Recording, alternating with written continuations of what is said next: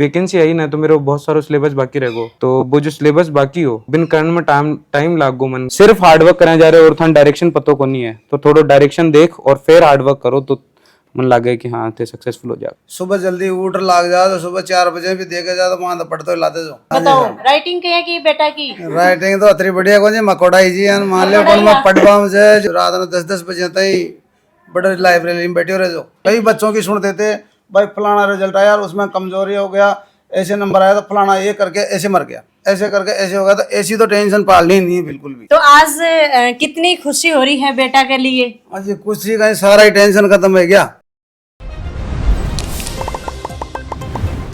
राम राम जी मोक्ष पूजल को थारो बहुत बहुत स्वागत है। फिलहाल मैं हूँ जयपुर के अंदर और भाई मंडावरा गांव का रहने वाला ही वीरेंद्र जी आरएस अब की बार क्लियर है बा कर ली है, दूसरा अटेम्प्ट है और 30वीं रैंक है बाने प्राप्त हुई है। घर के अंदर बहुत ही ज्यादा भाई खुशी की लहर है। अब की बार डबल खुशी लेके आई ही दीपावली। तो भाई वीरेंद्र जी का घर आप पहुंच कर बातचीत करांगा कि भाई जो इनकी जर्नी है शुरुआत कठिया हुई आज अठे तक ये पहुंचे तो इनकी जर्नी कहीं की रही है। तो सबसे पहले तो वीरेंद्र जी राम राम। राम राम और धन्यवाद। वीरेंद्र जी जहाँ शुरुआती दौर की आप बात करा तो भाई कड़ाऊ तारी शुरुआत हुई वो थोड़ा सा आप बताओ। मैं स्टार्टिंग हूँ जयपुर में पढ़ाई लिखाई कर रहा हूँ, क्योंकि मैंने आरएस की तैयारी करनी ही तो मैं कोचिंग स्टार्ट कर दी और भी 5-6 महीने लागो पढ़ाई में। जो आरएस की पढ़ाई है 21 सालों जो अटेम्प्ट है आरएस को वो दियो भी मेरो प्रिय हो मेंस क्लियर कोने हुए, मेरे इंटरव्यू कॉल कोने हुए।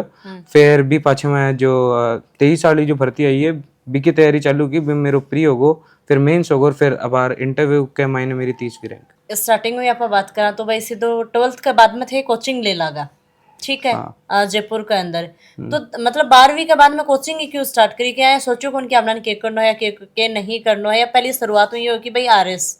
नहीं, हमारे दिमाग में पहले हो कि मैं सिविल सर्विसेज की तैयारी करूंगा और मेरे आईएएस की भी दिमाग में ही, पर मैं पहले सोचो कि अपने स्टेट सर्विसेज में राजस्थान में आरएएस है तो मैं फिर भी की तैयारी स्टार्ट करूँ। कितनी साल तक मतलब कोचिंग ली और कितनी साल तक थे तैयारी कंटिन्यू रखी?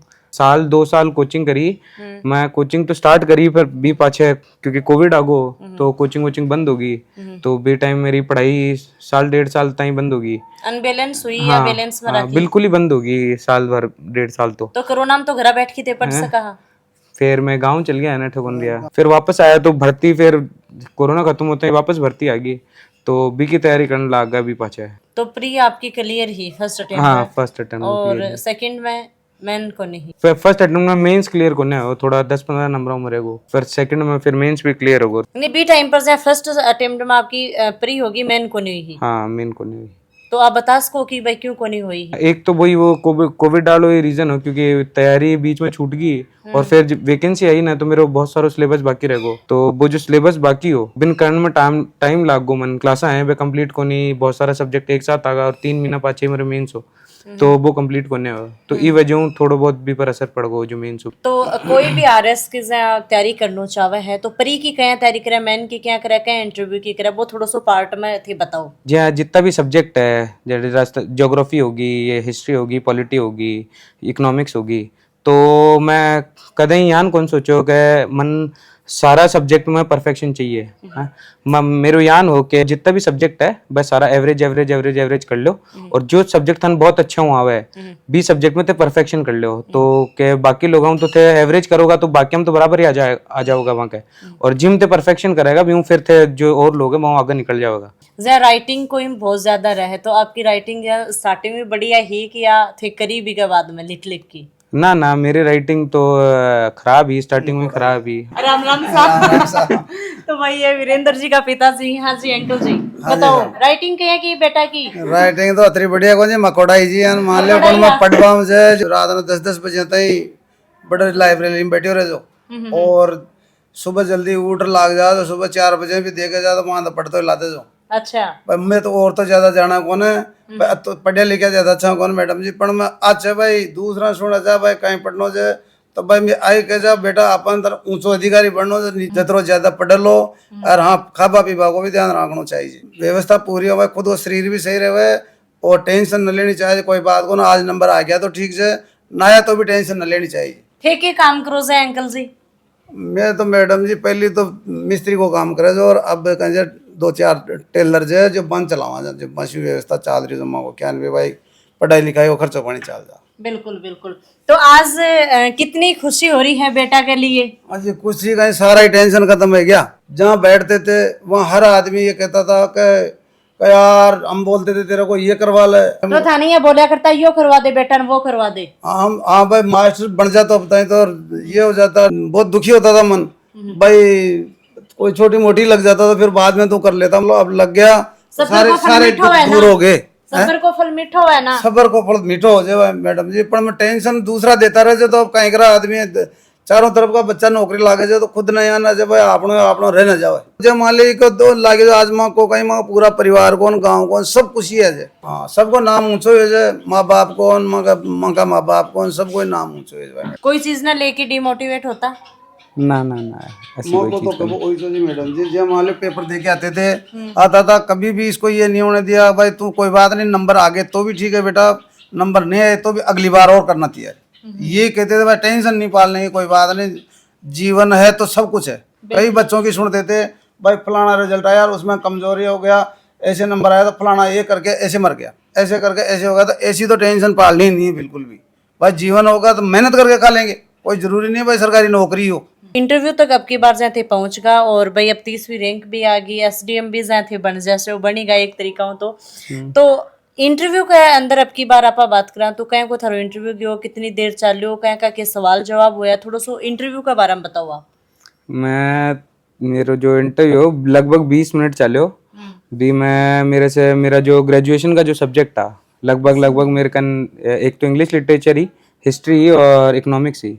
तो मेरे से ज़्यादातर जो सवाल है वह इकोनॉमिक्स के ऊपर पूछा गया है और 20 मिनट मेरा इंटरव्यू चलो और जितना भी मेंबर है सारा लगभग इकोनॉमिक्स पर मैं मेरे का सवाल पूछा। और जब मम्मी पापा ही अनको थारी लाइफ में मतलब अड़े तक थे पहुंचे हो तो कितनों की सपोर्ट रहे है? मेरी लाइफ का हर स्टेज में मेरे मम्मी पापा को सपोर्ट रहा है, मेरी मुझसे नहीं मन बहुत सपोर्ट करे है। आज भाई थे 8 तक पहुंचे हो तो कौन सा यहाँ को मंत्र है जो आपने मतलब और भी जो स्टूडेंट इवन बताना चाहोगे? लोग कह मैं हार्ड वर्क करोगे तो हो जाओगे, तो वो बहुत जरूरी है। कहते हार्ड वर्क कौन करेगा ना तो उत्ते बहुत लोगों पाछे रह जाएगा। कई लोग होगा जो मेहनत कर जब मतलब इंटेलिजेंस कम होगी ना वो भी थाऊ मेहनत कर आगे निकल जाएगा, पर विकास आगे थोड़ा बहुत स्मार्ट वर्क भी जरूरी है। कहते नहीं सिर्फ हार्ड वर्क करने जा रहे और थान डायरेक्शन पतो को नहीं है तो थोड़ा डायरेक्शन देख और फिर हार्ड वर्क करो तो मन लगे कि हाँ ते सक्सेसफुल हो जाएगा। ये कोचिंग जरूरी है? कोचिंग सिर्फ डायरेक्शन देवे, मतलब मैं जो तैयारी करी हुई थोड़ी बहुत डायरेक्शन कोचिंग की है और बी के अलावा तो जितो भी है वो थान सेल्फ स्टडी करनी पड़ेगी। थाने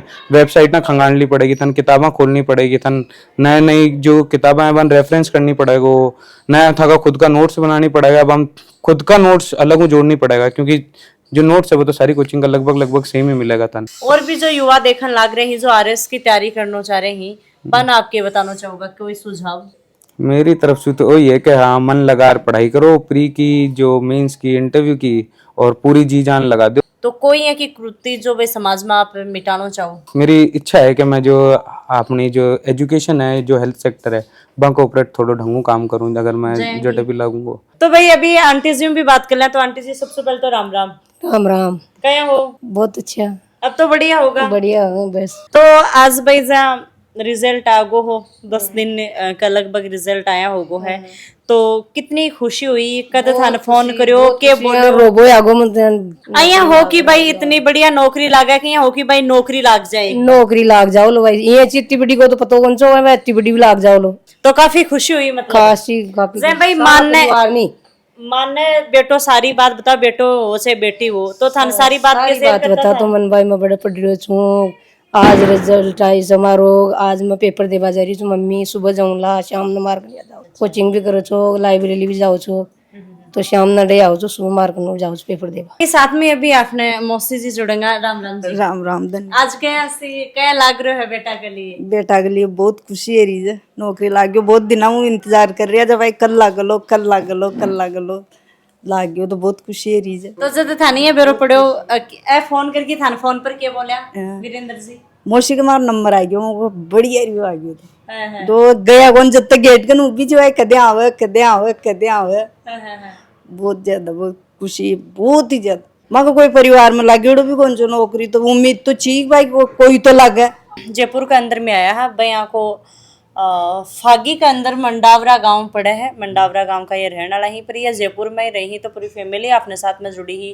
वीरेंद्र जी अपने साथ में जुड़े हा और भाई टोटल बातचीत है वो करी है। तो वीडियो ज़्यादा से ज़्यादा शेयर करना है और कमेंट करके जरूर बताओ। अगर थारे भी कोई परिवार में है तो बड़े भी मैं आने की कोशिश करांगा, वरना बधाई है वो तो थे जरूर दियो। राम राम सा, धन्यवाद।